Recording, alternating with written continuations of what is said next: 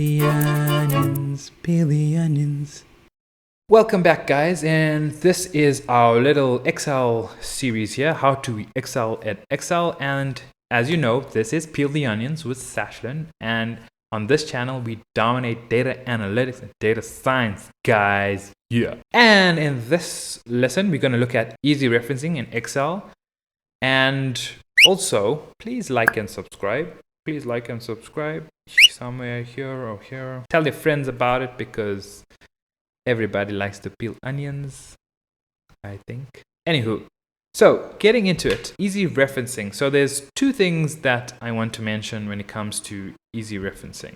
The first one is name ranges, and the second one is this thing called index match.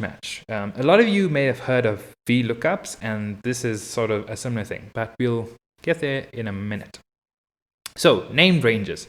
This is really helpful when you're dealing with a larger Excel notebook, and you also want to make your life easier and give things some names, because who likes the name A24 to B75?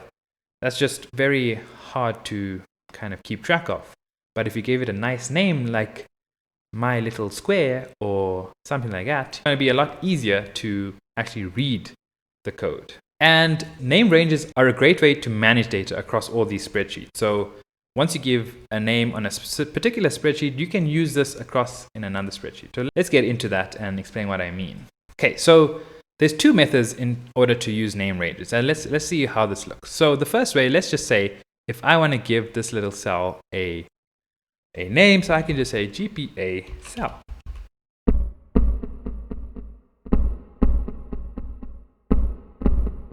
Oh my god, I've been using headphones the whole time. So here I was able to give this particular cell a name called GPA cell. So that's the one way you can actually name cells, is going ahead next to the formula bar. There's this thing where you can give the cell a name. The other way is to go to formulas. And so this is going to be a bit strange because in Windows, there's actually a thing called named manager over here where I'm pointing, where the Mac does not have it. And in Mac, you have this thing called define name, and you can actually give a name of a particular range or a cell in define name. Similarly, you can also do this in Windows under named ranges. I will post a little screenshot so you guys can actually see how this looks, and don't just think I'm lying to you guys, because yeah, I don't lie. Okay, so why use name ranges, right? So why would you want to name something at all?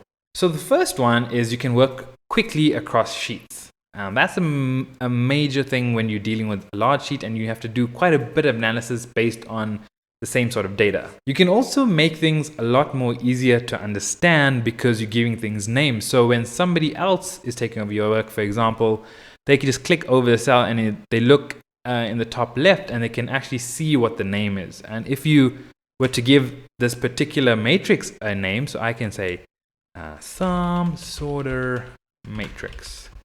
And if I were to give it that name, you can see that this matrix, if I just hover over that again, it's named some sort of matrix.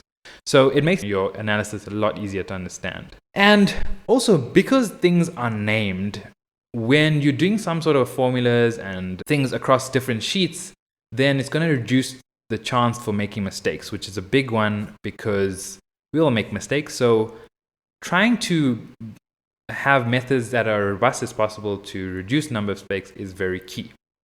So that's named ranges, super simple to understand and very, very useful when you're working with Excel. Next up, we have index match. Cool, check that one out, guys.